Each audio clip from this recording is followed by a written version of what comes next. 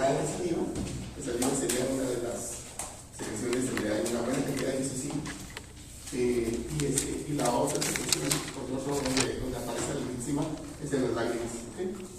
No sé si han visto, por un lado, no sé cuando ustedes se cortan o algo les sale sangre, ¿no? Y luego les ocurre un poquito de sangre, hacerle así. De hecho, no es tan mala idea porque tienen lisocima. Yo no estoy promoviendo que se curen las heridas con saliva, ¿verdad? Pero funcionaría de esa manera. Por otro lado, no sé si han visto, ¿sí saben qué son las legañas? Todo el mundo le dice lagañas, el nombre correcto es legañas. Las lagañas, todo el mundo está mal dicho, con él. O sea, desde niño me dijeron las lagañas, inventan palabras, pero es legañas. ¿Sí saben qué son? Eso. ¿Qué es? ¿Producto de qué cosa? Generalmente uno aparece legañas en la mañana cuando se despierta uno. ¿Qué empieza? Es el producto de la lucha de ciertos leucocitos contra bacterias. Los ojos son una zona séptica, hay muchas bacterias. Entonces, ahí las lágrimas no solo lubrican el ojo, contienen lisocima y otros antimicrobianos y pueden migrar ahí leucocitos. En realidad, las legañas es pus. Siempre habla de la pus, ¿no? PUS. Todo el mundo sabe porque han tenido granitos, ¿no? Que se ponen de color amarillo. Ese líquido color amarillento es pus. No vamos a explicar qué es la pus. Pero la pus es un producto de la lucha de ciertos leucocitos contra bacterias. Bueno, entonces el día de hoy vamos a hablar de las células y la inmunidad que encontramos en la sangre periférica.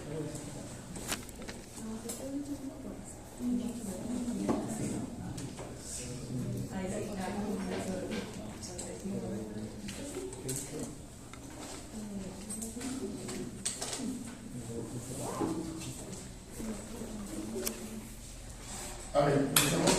Yo les pregunté en la clase anterior que si me podría definir qué es sangre periférica, o qué se le llama sangre periférica.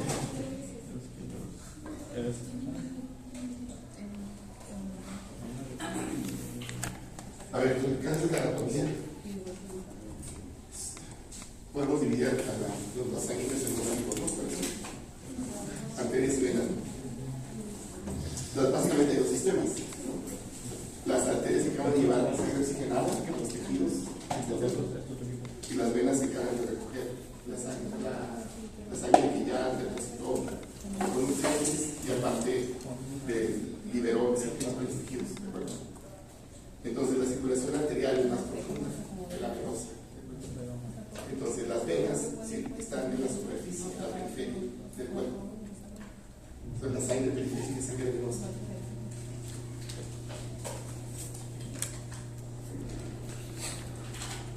Ahora, ¿por qué es relevante esto? Esto es relevante porque cuando nos toman muestras de sangre para análisis, son de sangre periférica. Ahora, esto no es trivial, esto es importante. Tomar también, por ejemplo, sangre de una arteria es mucho más complicado. Pero no cualquiera puede hacer una función de una arteria. Esto es peligroso, ¿no? Pues hay especificaciones muy estrictas sobre cuándo se utiliza esa arterial. Para todo lo demás, como más cercano, para los demás para todo lo demás se usa sangre periférica. ¿Okay? Ahora, lo importante de esta sangre periférica es que ahí vamos a ver una serie de células que tienen diversas funciones. Y las más relevantes de todas ellas, de las células que encontramos en esta sangre periférica, una buena cantidad de estas células tienen que ver con la inmunidad, están involucradas en la inmunidad, de los dos tipos, ¿de acuerdo? A ver, vamos que encontramos en la sangre periférica. Las células que encontramos en la sangre periférica. Bueno, entonces vamos a tener obviamente los glóbulos rojos. Obviamente los glóbulos rojos de inicio no son eritrocitos. De aquí en adelante, por ejemplo, estos términos se los tienen que aprender, ¿ok? Son sinónimos, glóbulos rojos, eritrocitos. Estos obviamente no tienen un papel directamente en la inmunidad. ¿Sí saben para qué sirven estos, no? O sea, circulan en la sangre y dentro de los eritrocitos hay mucha hemoglobina que se encarga de transportar, a la cual se le puede unir oxígeno molecular o CO2. Y ese es básicamente la función de estas células, ¿no? Llevar oxígeno a tejidos que lo requieren y recoger esos tejidos de CO2 producto de los procesos metabólicos. Entonces, Entonces obviamente esto no, ¿verdad? Pero obviamente, saben ustedes, no, pues, que la mayor parte de las células que encontramos en la sangre son eritrocitos, es la célula más abundante. Hay otra célula que generalmente no se ve. Cuando ustedes hacen frotes de sangre y las tienen, esto lo van a ver sobre todo, lo van a ver para aprender bien todo esto en hematología. Hay otras células que tienen que ver con la coagulación de la sangre. Cuando hay una hemorragia, en cualquier parte, estas células se encargan de contener la hemorragia, que serían las plaquetas. Pero las plaquetas tienden a ser células muy pequeñas, y estas plaquetas rara vez se pueden observar en la sangre perfecta.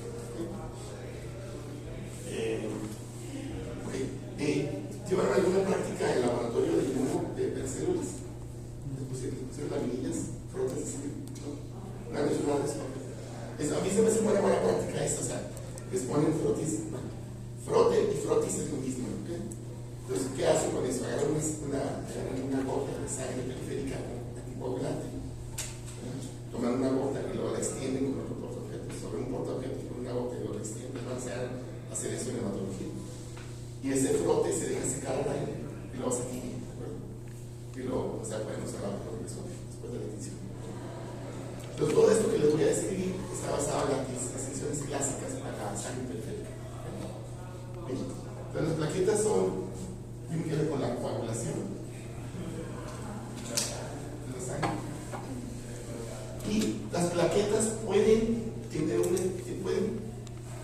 iniciar procesos de tipo inmune, porque cuando las plaquetas se activan y actúan con la hemorragia, van a producir algunas moléculas que pueden inducir la inflamación.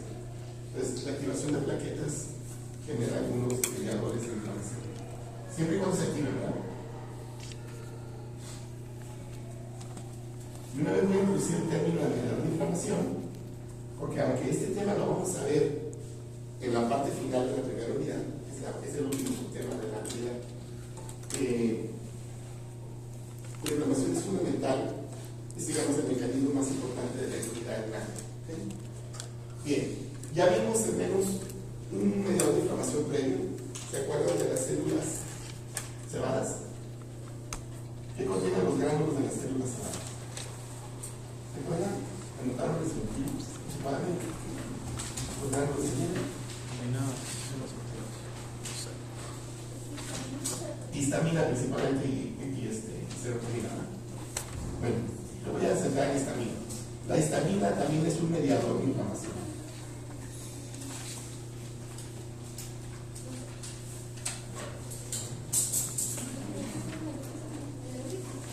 Entonces, un mediador de inflamación lo podemos definir como cualquier molécula que tenga algún efecto en el proceso inflamatorio, que ayude a producir la inflamación.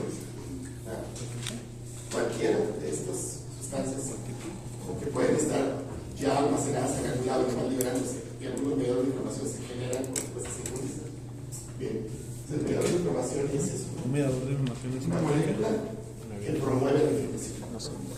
Y mediador, vean, mediador se refiere a que a través de él logramos la inflamación. Eso quiere decir mediador.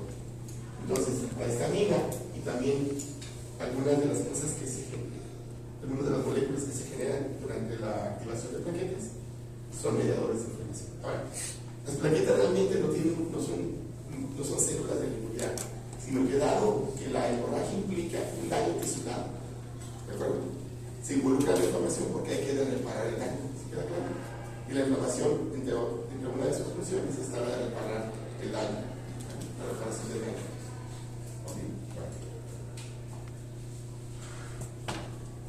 Vamos a encontrar después todas las células que, si ustedes hicieran una separación por centrifugación de las esto se puede ver en un hematocrito. Si ustedes separaran las células por centrifugación, verían que se forma una columna de plasma, como si usan anticoagulante. Luego van a ver mero abajo en el fondo del tubo un paquete globular de eritrocitos y luego una pequeña capita encima de eritrocitos de los glóbulos rojos.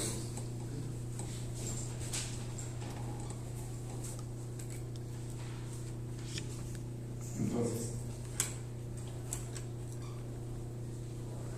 a estos glóbulos blancos también se les conoce como son sinónimos.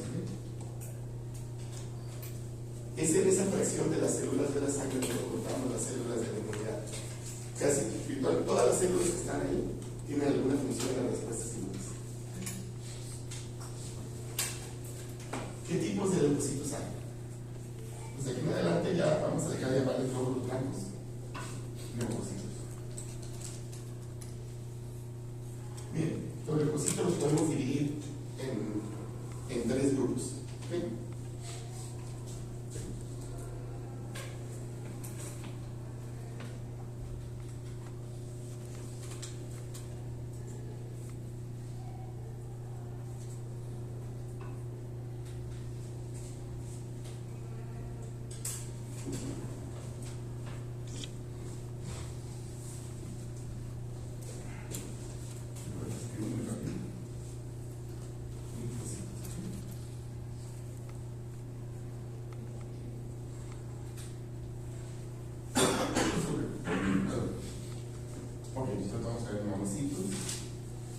Granulocitos o polimorfos nucleares. Polimorfos nucleares.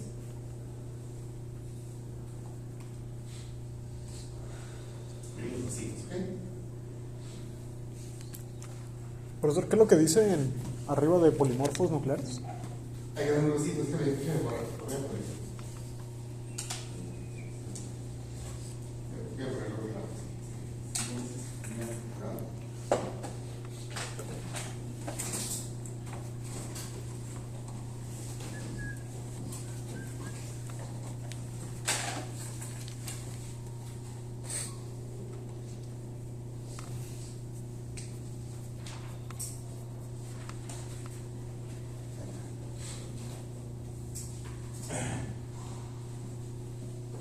Esa es la fracción que me importa a mí. En inmuno esa es la fracción importante, ¿ok? En la materia de inmuno. Ahora, esas células, ¿por qué están ahí? ¿Qué están haciendo esas células ahí? La mayoría de estas células son leucocitos. No vamos a hablar de las otras. Ahorita voy a dejar de lado glóbulos rojos y plaquetas. Eso no voy a hablar, porque eso es para hematología. En hematología les van a hablar. Los glóbulos blancos son, los leucocitos, son tres grupos. Tienen que ver con respuestas de inmunidad innata y adaptativa, con los tipos de leucocitos. Si recuerdan, mencionamos así de manera muy vaga que los leucocitos son las células encargadas de la inmunidad adaptativa. ¿De acuerdo? Y hay dos tipos de linfocitos: linfocitos B y linfocitos T.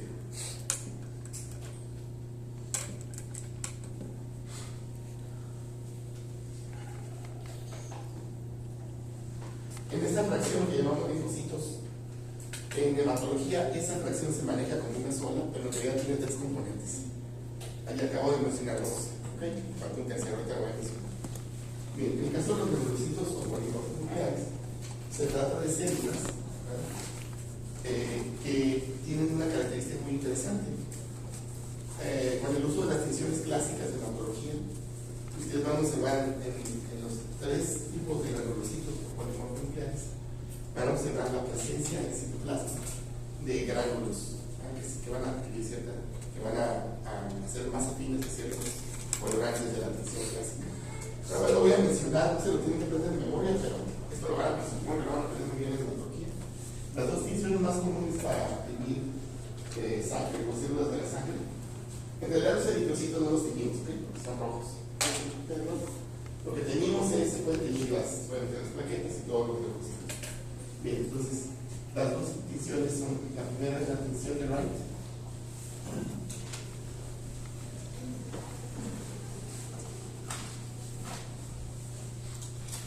Y otra que se llama tensión de Giemsa.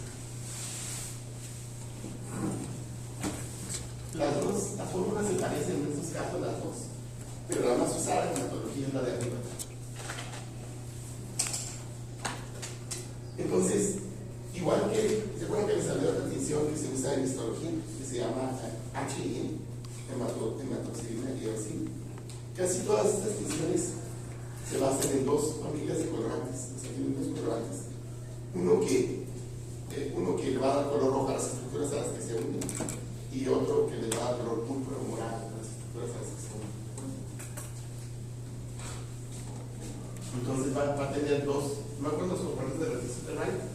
pero un componente tiene color rojo. Claro, hay debe haber actividad química, que es el componente al que se asocia el colorante rojo. Y el otro colorante da color púrpura o morado.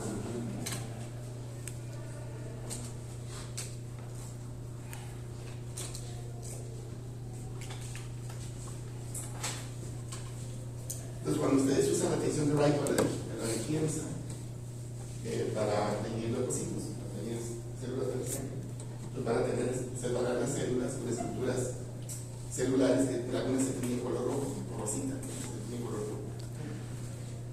Ahora, si ustedes les voy a mostrar algunas imágenes después de eso, para que vean cómo se ven estos colores. Pero ustedes, eso sí lo van a hacer en hematología seguro. Ok, muy bien. Entonces, mucho de lo que les voy a describir sobre granulocitos o polimorfos nucleares tiene que ver con el uso de esta tensión. Bien, entonces, ¿por qué a estas células se les llama granulocitos? ¿Por qué se les llama polimorfos nucleares? De hecho, estos dos nombres aluden a dos diferentes características muy importantes que tienen estas células. El término granulocito se refiere a que todas estas células tienen gránulos citosólicos que pueden verse al menos levemente con las tinciones clásicas. O sea, va a ser muy evidente que hay una acumulación en el citosol de esas células de ciertas vesículas que almacenan cosas aquí en algunos componentes. Pero se van a tener diferente porque las funciones que desempeñan son diferentes. Cada célula tiene una función diferente. Y esa tinción diferencial de los gránulos indica la función y de hecho identifica las células. Entonces, granulocito viene por el hecho de estos gránulos. O sea, todas estas son tres células nada más. Estas tres células van a tener gránulos citosólicos, que el nombre de granulocitos, que se tiñen con la tinción clásica.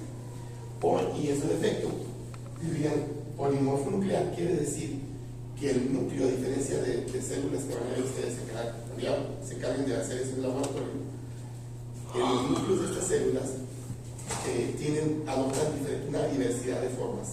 O sea, los núcleos no tienen una forma clásica, sino que puede variar de célula a célula, ¿de acuerdo? De hecho, presentan un núcleo segmentado. Está bien raro cómo se ve ese núcleo, pero así se ve. Entonces, de ahí viene el término del polimorfo nuclear. Entonces, polimorfo nuclear y granulocito son sinónimos, ¿ok? Pero se usa más granulocito que polimorfo nuclear. Bien. Muy bien. Entonces, ¿cuáles son estas tres células? Es los neutrófilos, los eosinófilos y los basófilos.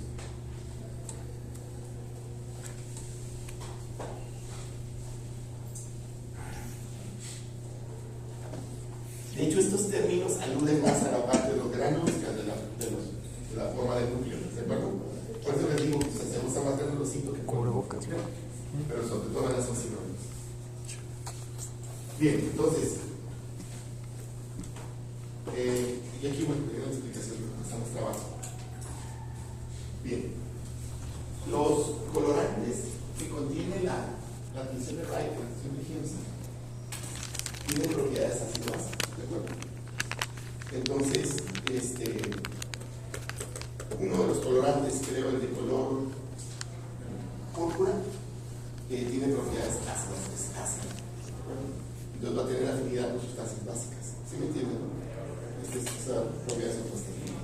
Y el colorante de color rojo va a tener afinidad por estructuras que tienen propiedades básicas.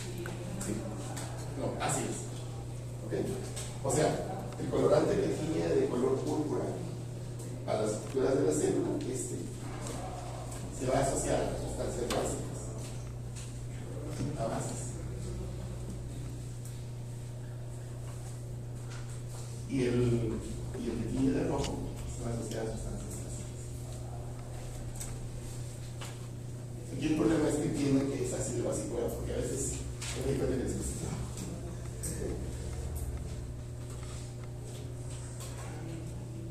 ¿Hasta aquí alguna duda? Voy a explicar esto para que se entienda que el contenido de esos gránulos, las propiedades ácido base son variables, y por lo tanto por eso se tiñen de manera bastante diferente. ¿Okay? Entonces, esto alude al color que adoptan los gránulos. ¿Okay? Estos dos nombres, neutrófilos, eosinófilos y basófilos. Vámonos primero con eosinófilos. Los eosinófilos, en el caso de los eosinófilos, con la tinción de Reinhold-Jensen, los gránulos de los eosinófilos se tiñen de color rojo.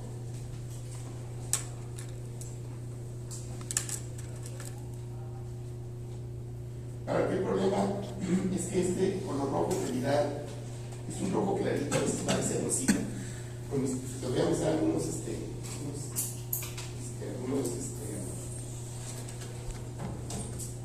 imágenes. En realidad el rojo nunca es muy intenso, es muy raro que sea intenso, ¿sí? Pero el púrpura sí es intenso, ese sí es intenso. Entonces, en el caso, por definición, un eosinófilo es un granulo así, cuyos gránulos se tiñen de color rojo con esa tinción. De ahí viene. Y esto me permite identificar la célula, es una sin duda, y es algo muy interesante, ¿no? Que básicamente una tinción me permite diferenciar esas células. O sea, las puedo identificar con la tinción nada más. Bien, los basófilos, a diferencia de los eosinófilos, los gránulos se tiñen de color púrpura.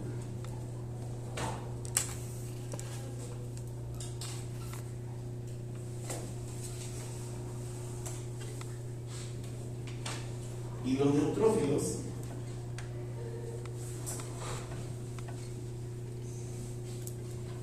los gránulos se tiñen ni de un color ni de otro. El color que adoptan es muy leve.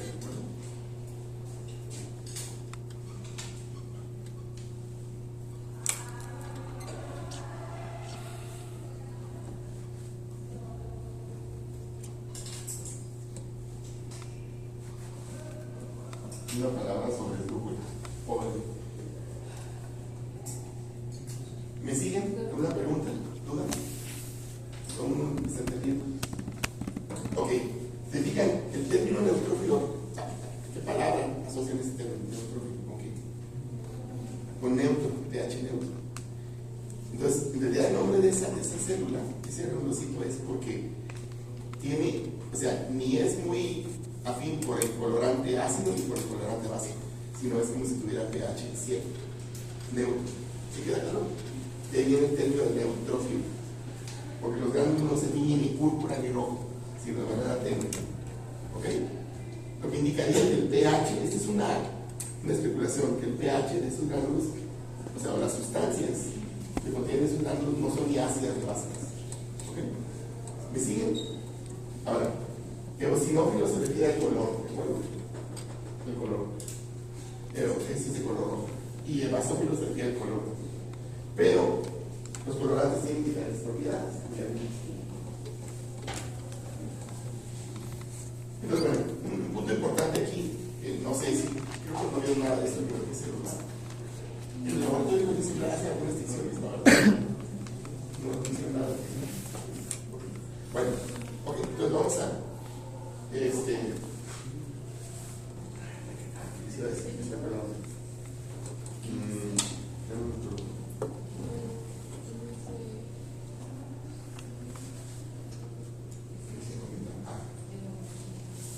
Alguna idea ya se me olvidó. Ok, no, pero aquí todos hacemos una escala, ¿verdad? Ok, entonces, ahora estos tres granulocitos son células diferentes, tienen funciones diferentes, ¿de acuerdo? En los neutrófilos, y así se conocen, los neutrófilos son fagocitos.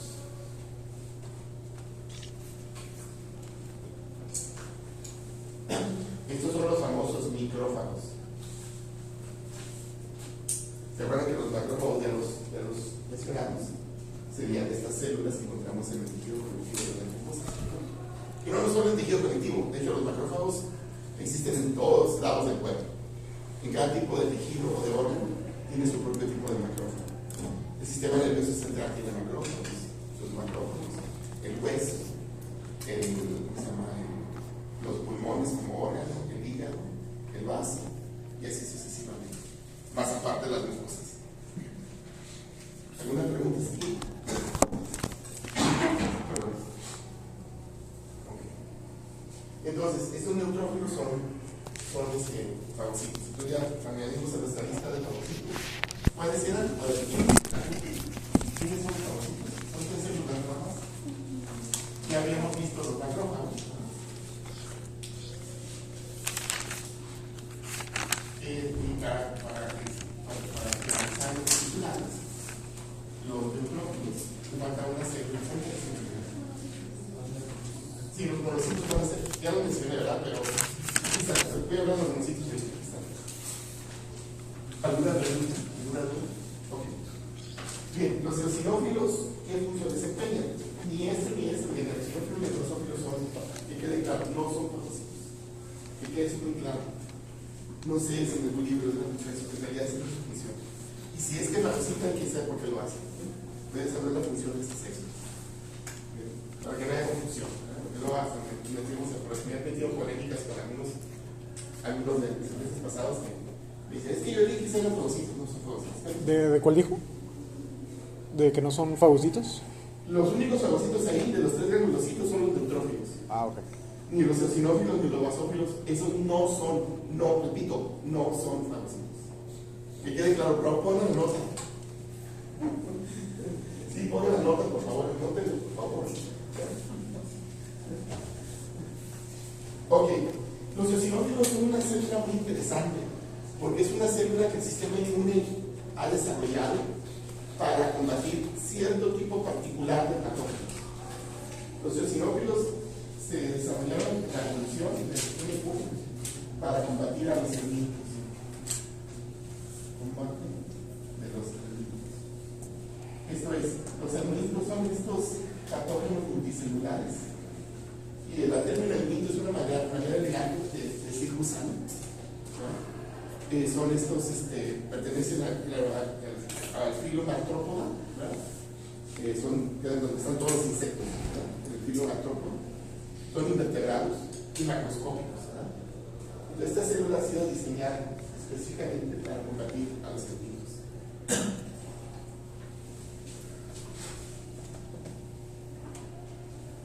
Y los basófilos,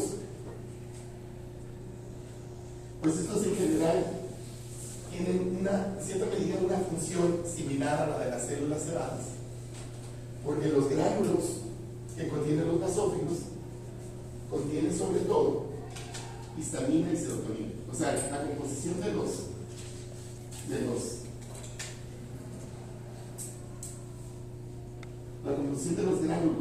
de los basófilos es básicamente idéntica a la de las células cebadas.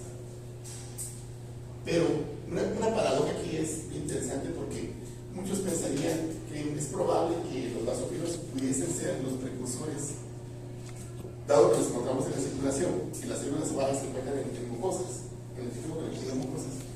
Se pensaría que probablemente los basófilos son las células precursoras de las células cebadas. Pues no es así. De hecho, tienen un origen totalmente diferente. ¿Okay?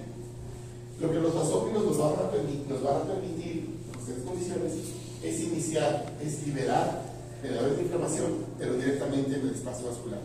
Y eso puede ser peligroso. O sea, no es algo bueno. Pero ahí están.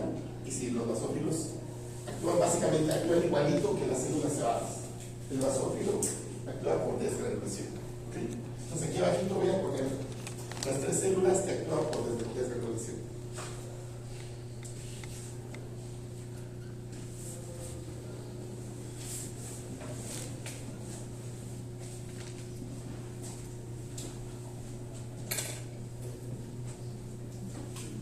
Muy bien, las células cebadas, que sabemos que se encuentran en los tejidos conectivos, en las mucosas. Los basófilos y los eosinófilos.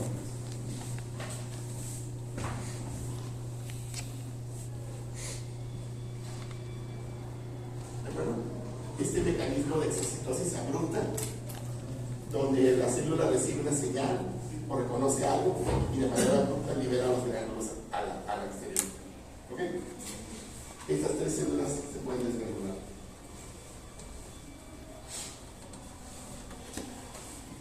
Entonces, la función, digamos, de los basófilos podemos definirla como una función que tiene que ver con la inflamación, ¿no? Más que nada, pero en el espacio vascular. Ahora, que los basófilos sí podrían migrar por estas condiciones, es más bien una célula que se circunscribe a la circulación en general. No va a migrar. Y esto va a ser complicado. Tenemos que explicar en cada caso qué células migran y cuáles no. Bueno, de hecho, todas las células que encontramos en la sangre periférica, por excepción de glóbulos rojos y plaquetas, todas los linfocitos son células que se encuentran en tránsito, de hecho. Están en tránsito. O sea, resulta que los encontramos ahí y nos van hacia otro lugar. ¿Ok? Es como estar en el aeropuerto. O sea, hicimos una función en el aeropuerto, ahí están los viajeros, pero cada viajero va a un diferente destino. ¿Ok? ¿Sí queda claro? ¿Más o menos? Ok. Muy bien.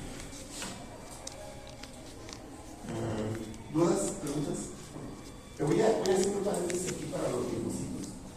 Los linfocitos, bueno, eso lo vamos a ver a fondo a partir de la unidad 2, pero pues todavía no.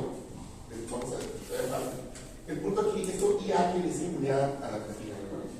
Muy bien, los linfocitos 20 son los linfocitos, las células que median las respuestas de inmunidad adaptativa. Los mecanismos son diferentes, pero hay respuestas que median los linfocitos B y otras mediadas por linfocitos T. El punto aquí es, lo interesante es, cuando les analizan las células de la sangre, en este análisis que se conoce como psicología hemática o biometría hemática, es un análisis que hacen los laboratorios clínicos. Lo que hacen en ese análisis es que les cuentan las células, todas las células que tienen la sangre, les dan un recuento total de linfocitos, pueden pedir las plaquetas, eso generalmente es adicional, y luego les van a dar el recuento total de linfocitos y luego los porcentajes de cada uno. La fracción de linfocitos incluye linfocitos B que incluye una tercera célula, que morfológicamente es muy semejante a los linfocitos 20, pero que no son linfocitos. Y ahí está el problema. Este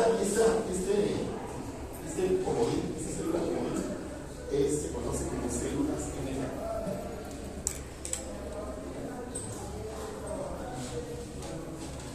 Y este NK, yo creo que usa la unidad del inglés, Natural Killer, células asesinas. ¿De acuerdo? La razón de que sea así y de que se incluya a las células NK, cuando les hacen una biometría hemática, se los incluyen en el cuento total de linfocitos. Entonces, cuando ustedes les dan un número absoluto de linfocitos, está incluyendo las células. Pero las NK, paradójicamente, no son linfocitos. ¿Okay? Ya dejamos eso. Y la razón principal es muy sencillo. Los linfocitos tienen su propio receptor característico, que no se encuentra en las células NK. Lo único que ha ocurrido es con las NK, es que estas tres células, linfocitos BDT y células NK, tienen la misma célula precursora. ¿De acuerdo? Cuando veamos la hematopoiesis, voy a pasarles una diapositiva. Esto lo van a ver con muchísimo detalle en hematología. La hematopoiesis, que sería el origen de la sangre, generación de nuevas células de la sangre, consta de dos series, o sea, dos grupos por el origen. Lo que se conoce como la serie mieloide y la serie linfoide. El precursor común de la serie linfoide, esta célula se identificaba, que voy a explicar en la linfoide, se llama linfoblasta. Y la célula originaria de toda la serie mieloide es el mieloblasta. La serie linfoide da lugar a tres células finales diferenciadas: linfocitos B, T y células NK.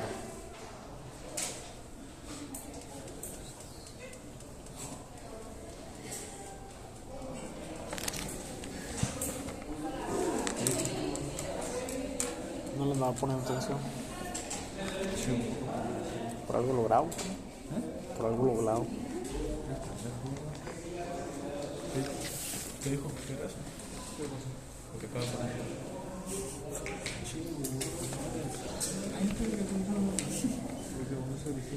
Entonces, ¿De ahí se origina? es común. Pero la CDK no es común. Ahora, los linfocitos sí son ligeramente diferentes desde el punto de vista morfológico de los linfocitos de T, pero es muy difícil de eso a una atención normal. ¿Ok? De hecho, hay un nombre que se le ha dado a estas células. Eso fue en el pasado, gente que tuvo mucho cuidado de hacer atención. A estos también se les conoce como. Eso es un nombre viejo, no porque sean linfocitos. Linfocitos granulares grandes.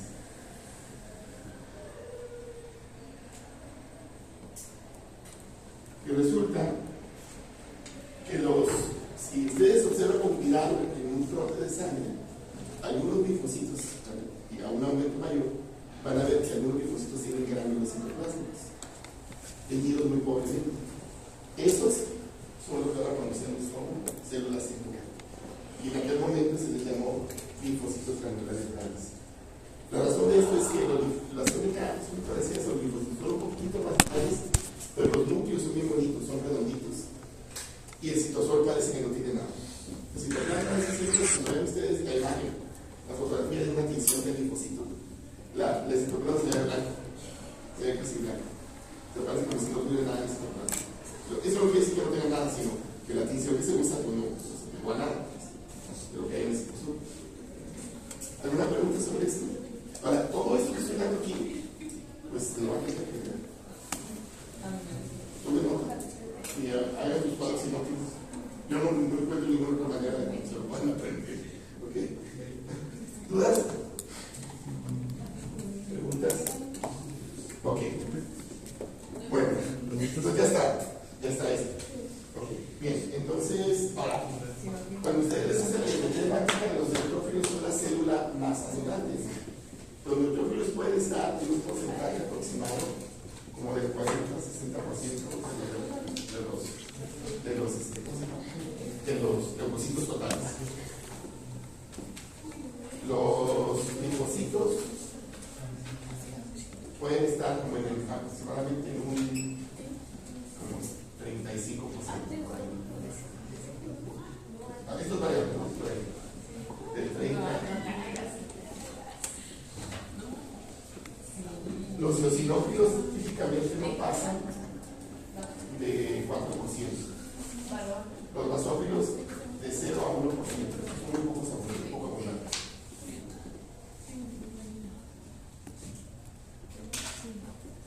Y los monocitos típicamente no exceden del 8%.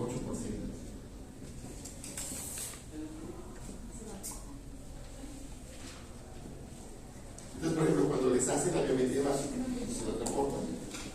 Les reportan el porcentaje de cada uno de los leucocitos presentes en esa muestra. Más aparte, ahora ya cambió el reporte. Ahora ya reportan números absolutos. Les dicen la cantidad de cada tipo de leucocito por milímetro cúbico de sangre. Esto no se hacía antes, ¿no? Durante años y años.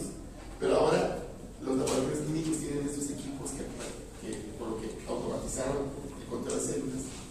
Y estos equipos les pueden dar valores absolutos de las células. Un valor definido de cuántas células tiene esa muestra de sangre de cada tipo de célula por milímetro cúbico de sangre. ¿Dudas o preguntas? Ok, entonces ahí está.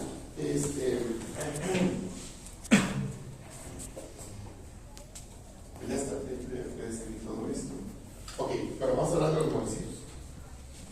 Y los monocitos son una célula muy interesante, porque los monocitos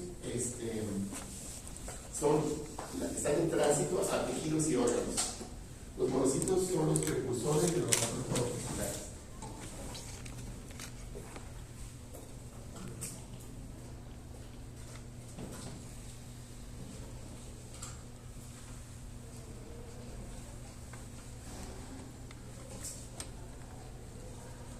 Pero el monocito por sí solo ya tiene propiedades de fagocitosis. ¿Okay? Entonces mi tercer fagocito es un monocito.